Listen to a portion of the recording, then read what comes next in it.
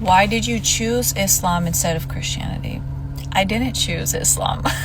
I started reading about it with my still Western Islamophobic bias very much intact. I am still bewildered and humbled by how all of this even came about. I was actually studying Christianity prior to opening up a book about Islam, because there's a lot within the prophetic tradition, the Abrahamic religions, that I agree with and I resonate with and I hold in high regard. But there were several things within Christianity which I will list that I did not agree with.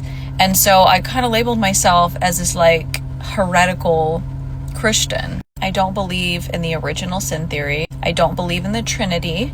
And I don't believe in the penal substitution theory, which is essentially the notion that God needed this like ultimate sacrifice to atone for his wrath against humankind for being so wicked. The Islamic worldview, when it comes to all of these issues, align a lot more with what I believe. And then beyond that, after I started reading the Quran, I did believe that the Quran is a continuation or a course correction for Judaism, Christianity. And the word Muslim means to be in submission to God. And the reason that Islam calls it reverting instead of converting is because they believe that everyone is born in the state of submission to the will of God, just like everything else in nature. And I do agree with that as well.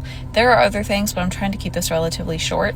But it's just like such a misunderstood religion. So I know it's very confusing to a lot of people. Like, how could you possibly study Christianity and study Islam and like choose Islam? There's just too much that is undeniable. Like, that's the short answer. Like, there is too much that cannot be denied. And then after that, it's game over, because you can't unlearn what you learned or unexperience what you experienced, if that makes sense.